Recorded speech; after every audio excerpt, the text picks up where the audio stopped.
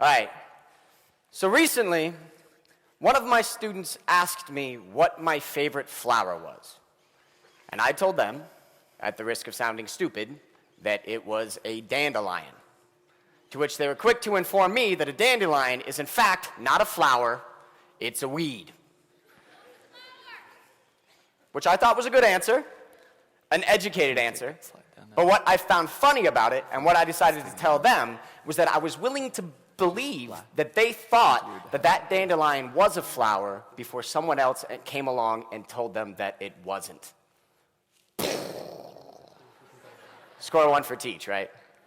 Of course, that's not a new debate. Do we consider dandelions flowers or weeds?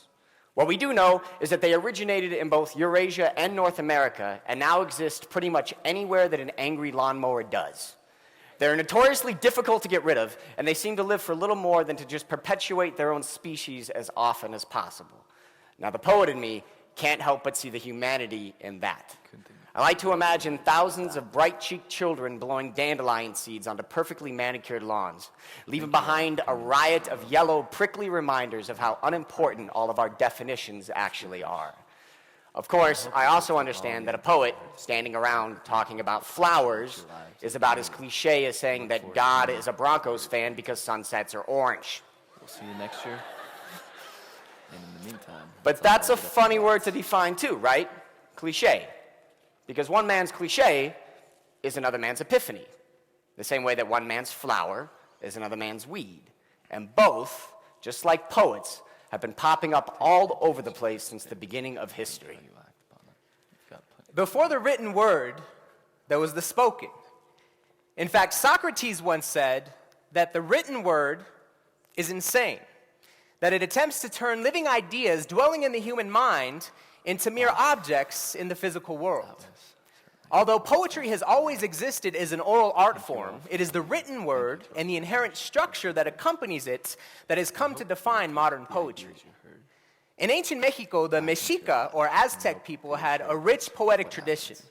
They called it in Xochilincuical, which translates to English as in flower and song. Once again, we see this theme of flowers, this time over 500 years old, proving that, and I hate to sound cliche, but there really is nothing new under the sun. Poetry is often mistaken as some kind of synonym for the esoteric, but I argue that it's often saying the simplest thing that is the most risky. I love you. I'm gonna cue it. No. I'm sorry. I don't know. When we say those things, they become experiments. We relinquish control over what happens thereafter. There is bravery in the simple act of speaking. Poetry is the art form of trying to say something with words that cannot be said in words. It is language's clumsy attempt at making music. And this sound we create exists whether confined by shape or without structure, and it grows and pops up everywhere. Piano lessons as a child, During my piano lessons as a child, my teacher became acutely aware of my fingers' clumsy attempts to try to rewrite the poetry that the composer intended. Spoken word poetry will always be a jazz cannonball stuffed into a classical canon.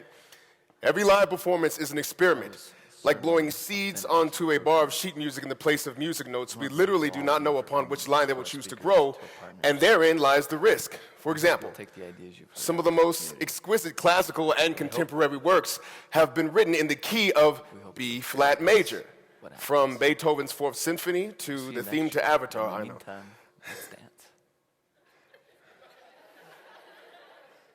From Beethoven's Fourth Symphony to the theme to Avatar, they have all been written in some B-flat variant.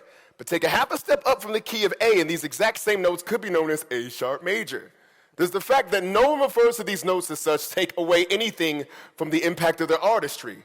I mean, what really matters more than what it does to you subjectively and the magic that puts you in rapport with the creator's original intent? I mean, think about it. If it wasn't for sincere artistic expression, the only other way to hear the contents of the human heart would be through the barrier of a rib cage.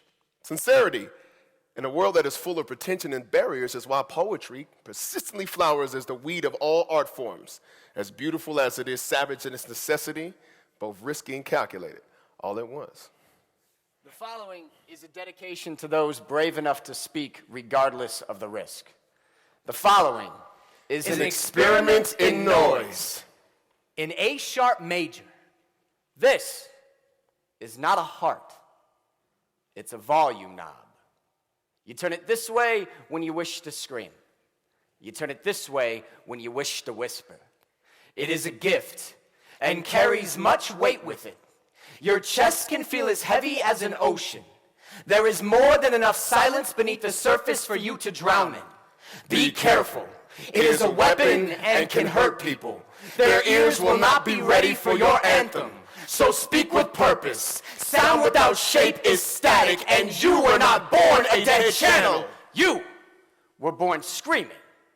Does music belong to its instrument or the ears that hear it? If one receives a gift, it belongs to them and not the gift giver. So when you tell someone your name, does it still belong to you? Branches, Violin strings, the wind, a bow, music notes, hummingbirds, eardrums, flowers, epithets, shotguns, humans, targets. This is not a heart, it's a volume knob. That makes your veins wires. If your veins are wires, then your limbs are speakers. if your limbs are speakers, That movement is a song. running, Song, dancing, song, kissing, song, writing. song. So choir, many, many choirs. Holy, holy. Little fist, leave the world dancing in your headphone dust. Drenched in speaker sweat. covered in eardrum graffiti And invite them all into your sonic temple. alone. You are just one Word. but together we make a sentence. Together we have purpose. This is not a heart, it's a volume knob. With this you can sing many, many songs. Joy, Acceptance, humility, forgiveness, fear, hate, love, love, love, love, Love, love, love. Remember that last refrain when the waves come. They will come. They will try and mute you. They will try and drown you with their talking.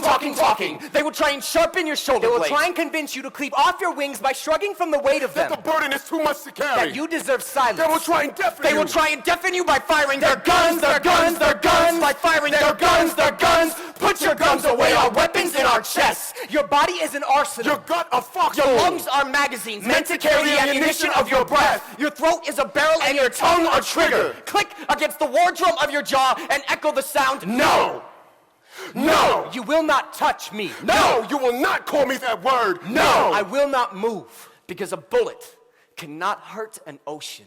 And waves are just static atop its depth. And you are louder than this. Bloody experiments in noise. A transmission sent straight through bullhorn of By the tongue. soapbox that got lodged in your throat. On the day they told you to swallow your pride. And you are louder than this. You are ruckus. You are opus. So shatter the silence and proclaim yourself. Turn up your volume knob so loud they never forget. And hand the world your name like it was a gift. Your spine Straighter than a ship's mast. Held higher than full sails. Static, crashing like waves breaking against your bow. The bullets of their lips firing, but missing with every